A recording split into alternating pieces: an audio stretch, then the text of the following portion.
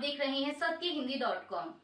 एक नजर अब तक की सुर्खियों पर। खुफिया एजेंसियों ने जम्मू कश्मीर की जेलों पर आतंकी हमलों के संभावित खतरे का संकेत दिया है, जिसके चलते सुरक्षा उपायों को बढ़ा दिया गया। खुफिया जानकारी से पता चलता है कि श्रीनगर सेंट्रल जेल और जम्मू में कोट बलवाल जेल जैसी उच्च सुरक्षा वाली सुविधाएं संभावित लक्ष्य हो सकती हैं।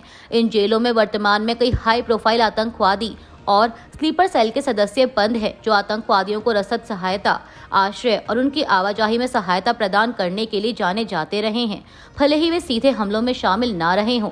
पहलगाम में चल रही आतंकी घटना की जांच के सिलसिले में राष्ट्रीय जांच एजेंसी यानी NIA ने हाल ही में आतंकियों के सहयोगियों निसार और मुश्ताक से पूछताछ की, जो सेना के वाहन पर हमले के मामले से भी जुड़े थे। खुफिया अलर्ट के बाद जेलों की सुरक्षा व्यवस्था की समीक्षा की गई और किसी भी अप्रिय घटना को रोकने के लिए उपाय मजबूत किए गए हैं। रक्षा मंत्री राजनाथ सिंह ने रविवार को कहा कि सशस्त्र बलों के साथ मिलकर काम करना और भारत पर बुरी नजर डालने वालों को मुंहतोड़ जवाब देना उनकी जिम्मेदारी है। उनकी यह टिप्पणी हाल ही में पहलगाम में हुए आतंकवादी हमले की पृष्ठभूमि में आई है। एक कार्यक्रम को संबोधित करते हुए सिंह ने कहा कि लोग प्रधानमंत्री मोदी को अच्छी तरह से जानते हैं और उनकी कार्यशैली, उनके दृढ़ संकल्प और जिस तरह से उन्होंने अपने जीवन में जोखिम उठाना सीखा है, उससे वे अच्छी तरह परिचित हैं। रक्षा मंत्री ने बिना विस्तार से बताए कहा कि मैं आपको आश्वस्त करना चाहता हूं कि प्रधानमंत्री मोदी के नेतृत्व में आप जो चाहते हैं वह निश्चित रूप से होगा। पाकिस्तानी सैनिकों ने जम्मू कश्मीर में नियंत्रण रेखा के पास 8 अग्रिम सेक्टरों में बिना उकसावे के गोलीबारी की, जिसमें संघर्ष विराम समझौते का उल्लंघन हुआ और भारतीय सैनिकों ने भी जवाबी कार्रवाई की। अधिकारियों ने सोमवार को यह जानकारी दी।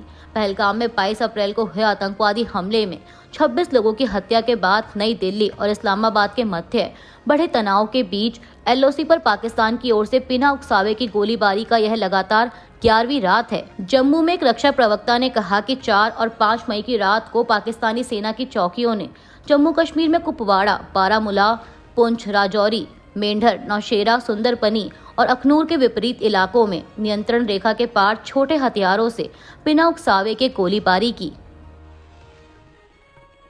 पहलगाम हमले में मारे गए 26 लोगों को शहीद का दर्जा देने की मांग करते हुए AIMIM प्रमुख असदुद्दीन ओवैसी ने रविवार को कहा कि भारत को आतंकवाद को समर्थन देने के लिए विफल राष्ट्र पाकिस्तान को सबक सिखाना चाहिए।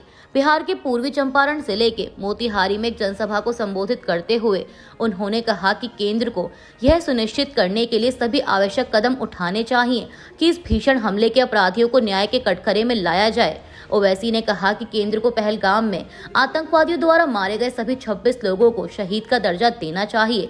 मैं प्रधानमंत्री मोदी से अनुरोध करता हूं कि वे उन परिवारों की भावनाओं का सम्मान करें जिन्होंने अपने प्रियजनों को खो दिया है। संयुक्त राष्ट्र सुरक्षा परिषद सोमवार को भारत और पाकिस्तान के बीच स्थिति पर बंद कमरे में विचार विमर्श करेगी, क्योंकि इस्लामाबाद ने इस मुद्दे पर आपातकालीन बैठक की मांग की है। पाकिस्तान वर्तमान में शक्तिशाली 15 राष्ट्र सुरक्षा परिषद का एक गैर स्थायी सदस्य है, जिसकी अध्यक्षता मई महीने के लिए ग्रीस कर रहा है। PTI की एक रिपोर्ट के मुताबिक इस्लामाबाद ने दोनों देशों के बीच तनाव पर बंद कमरे में विचार विमर्श का अनुरोध किया और ग्रीक प्रेसिडेंसी ने 5 मई को यानी आज दोपहर में बैठक निर्धारित की है। अमेरिका के राष्ट्रपति डोनाल्ड ट्रंप ने अब विदेशी फिल्मों पर भी टैरिफ लगाए जाने की घोषणा की है। उन्होंने विदेशी फिल्मों पर 100% टैरिफ लगाया है। अपने ट्रुथ सोशल प्लेटफॉर्म पर ट्रंप ने इसकी घोषणा करते हुए लिखा कि अमेरिका में फिल्म उद्योग बहुत तेजी से खत्म हो रहा है। दूसरे देश हमारे फिल्म निर्माताओं और स्टूडियो को अमेरिका से दूर करने के लिए हर तरह के प्रोत्साहन दे रहे हैं। उन्होंने कहा कि यह दूसरे देशों की ओर से किया गया एक संगठित प्रयास है और इसीलिए यह राष्ट्रीय सुरक्षा के लिए खतरा है।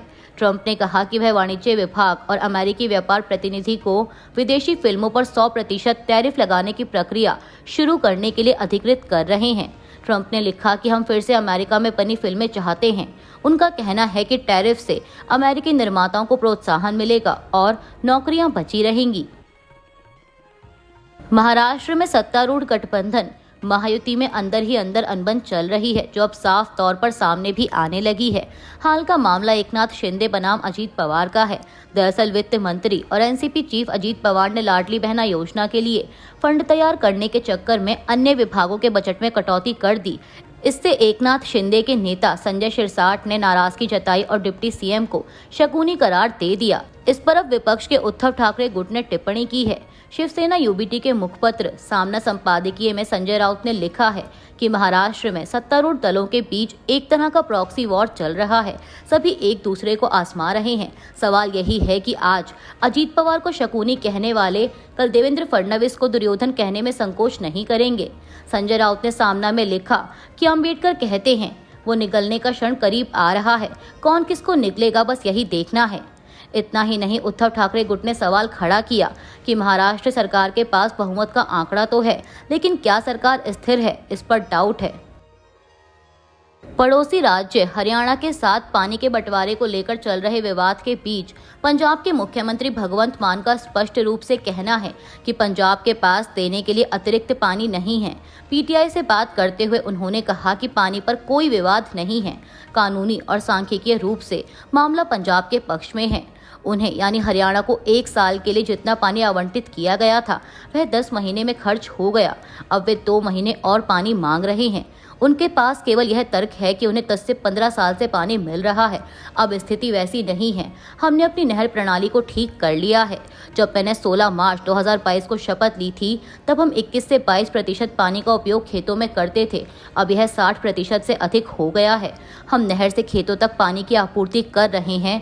हम अपना पानी इस्तेमाल कर रहे हैं। हमारे पास कोई अतिरिक्त पानी नहीं है। पंजाब कांग्रेस के नेताओं ने रविवार शाम को आम आदमी पार्टी सरकार द्वारा पड़ोसी राज्य हरियाणा के साथ नांगल बांध से अतिरिक्त पानी के बंटवारे के विवाद पर चर्चा के लिए बुलाए गए विशेष विधानसभा सत्र से पहले बैठक की। बैठक के बारे में पत्रकारों को जानकारी देते हुए पंजाब विधानसभा में विपक्ष के नेता प्रताप सिंह बाजवा ने पंजाबियत और इसके पानी के मामलों पर एकता पर जोर दिया।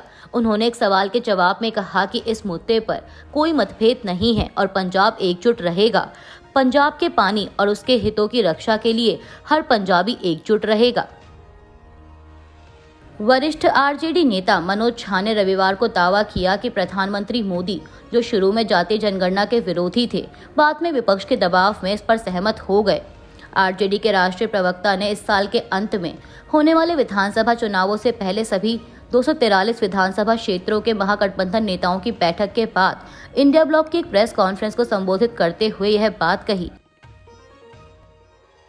राजस्थान के बांसवाड़ा जिले की बागीदौरा विधानसभा सीट से विधायक भारत आदिवासी पार्टी के जयकृष्ण पटेल को रविवार को भ्रष्टाचार निरोधक ब्यूरो यानी एसीबी ने 20 लाख रुपए की रिश्वत लेते हुए गिरफ्तार किया है। राजस्थान में यह पहली बार है जब कोई विधायक रिश्वत लेते हुए गिरफ्तार हुआ है। एसीबी डीजी रवि प्रकाश मेहरड़ा ने विधायक के गिरफ्तार होने के बाद प्रेस वार्ता में बताया कि शिकायतकर्ता रविंद्र कुमार ने बताया था कि विधायक जयकृष्ण पटेल अवैध खनन का आरोप लगाते हुए विधानसभा में बार बार प्रश्न लगाकर हम पर दबाव बना रहे हैं और रिश्वत की मांग कर रहे हैं। शिकायत के आधार पर एसीबी इंटेलिजेंस जयपुर की टीम ने शिकायत पर वेरिफिकेशन किया, जिसमें पाया गया कि विधायक की ओर से 2.5 करोड़ रुपए की रिश्वत की मांग की गई और रिश्वत की राशि को किस्तों में देने के लिए दबाव बनाया गया। एसीबी डीजी ने आगे बताया कि विधायक ने 10 करोड़ रुपए की रिश्वत मांगी थी और डील 2.5 करोड़ रुपए में तय हो गई। उन्हें पहली किश्त के 20 लाख रुपए लेते हुए रंगे हाथ गिरफ्तार किया गया। हालांकि पैसा लेकर एक शख्स फरार हो गया, जिसकी तलाशी की जा रही है। वहीं विधायक की गिरफ्तारी पर भारत आदिवासी पार्टी के राष्ट्रीय संयोजक और डूंगरपुर बांसवाड़ा सीट से लोकसभा सांसद राजकुमार रौत ने कहा कि हमें पहले से ही ऐसा डर था, हमारे विधायक को साजिश कर फंसाया गया है। राजस्थान में यह हो रहा है कि तीसरी पार्टी अगर मजबूती से उभरती है तो उसकी छवि खराब करने का षड्यंत्र रचा जाता है और जयकृष्ण पटेल उसी का शिकार हुए हैं। यूक्रेन के राष्ट्रपति व्लादिमीर जेलेंस्की ने रविवार को कहा कि बिना दबाव के रूस युद्ध को समाप्त करने की दिशा में वास्तविक कदम नहीं उठाएगा। उन्होंने रूस पर कड़े प्रतिबंध लगाए जाने को जरूरी बताया। जेलेंस्की ने एक्स पर एक पोस्ट में कहा कि आज 54वां दिन है जब रूस ने पूर्ण युद्ध विराम के लिए अमेरिका के प्रस्ताव को भी नजरअंदाज किया है।